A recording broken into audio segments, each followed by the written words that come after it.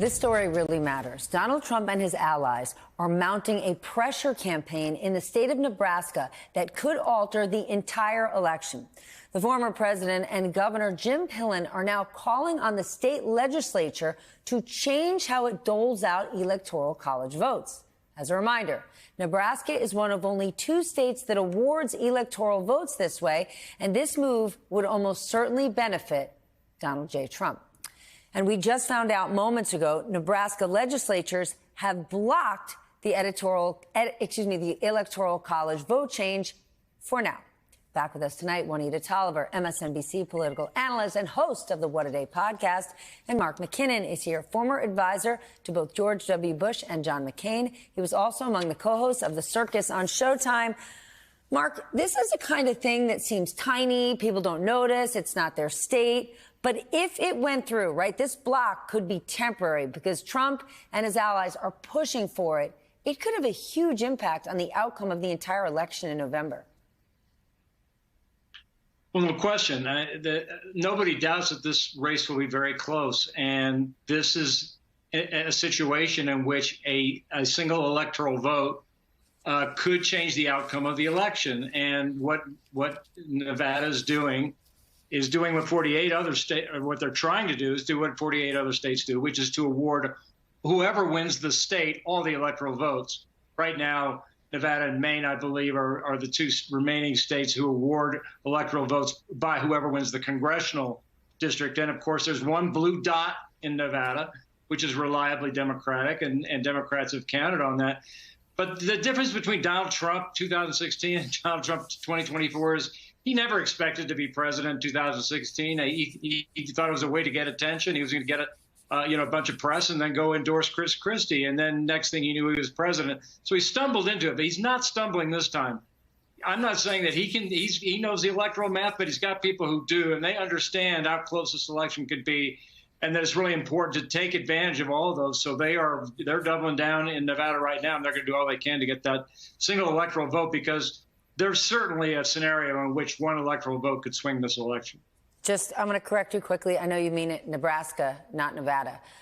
Juanita, this bill did not gain any traction until far-right activists started an aggressive pressure campaign against the government. Is this just another example of who really is in charge of the GOP right now? Donald Trump sends out the hounds, and they go for who's ever in charge. It's not only a question of who's in charge of the GOP right now. I think that's explicitly clear that it's controlled by the extremist parts of that party. But it's also about how Republicans are so ready to change a system of how a president is selected months before an election. They're intentionally trying to interfere with the election in a preemptive way. And that is something that's clearly out of Trump's playbook, right? Like, he's already making these claims about the integrity of the election, but it's him and Republicans who are also trying to change those rules.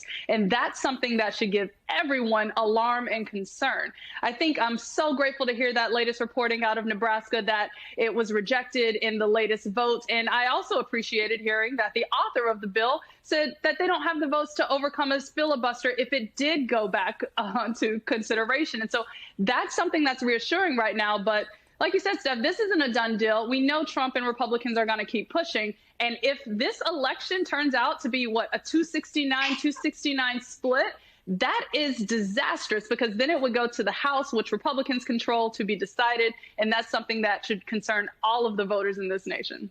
Mark, let's stick with alarming and the far right, because we learned today that man who rammed into a barricade outside the FBI Atlanta office is a hardcore Trump supporter allegedly linked to QAnon, which is, the epicenter of the craziest of conspiracy theories. What do you make of that? Well, Stephanie, it's more evidence, not that we needed any, that the far right is, picking up the signals that they have gotten for a long time from MAGA land and from Trump.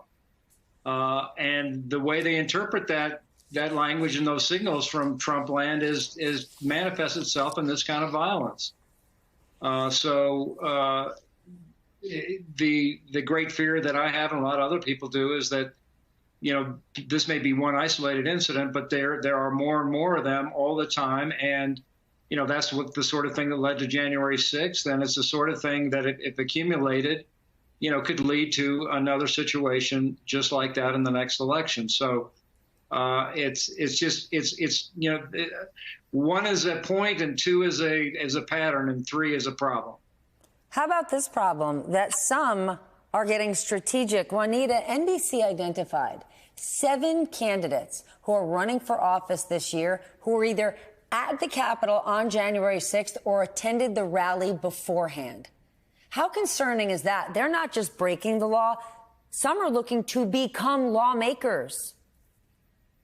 Right. It's the same thing that we saw in 2022 when those same type of profiles of candidates were running for Secretary of State positions, running for congressional seats. It's the same thing that's going to keep happening, because not only have they drunk the Trump Kool-Aid and they're fully on board with that MAGA movement, but they fully intend to continue to inflict harm at multiple levels of government. And that is the concern here. And I appreciate the conversation around the impact, the enduring impact of Trump's election lies, because that's not just going to stop with these candidates. That's going to continue with the threats that we've seen impacting election workers, the threats and bomb threats called into polling places across the country in every election since 2020. And so that's where this concern is going to continue. And it's likely to only going to increase and get worse as we get closer to November. And so I'm looking honestly to Congress, to federal officials, to election workers and secretaries of state across the country for what protections they're putting in place to make sure this election can happen free and fair and without threats to the people and the volunteers working at the polls.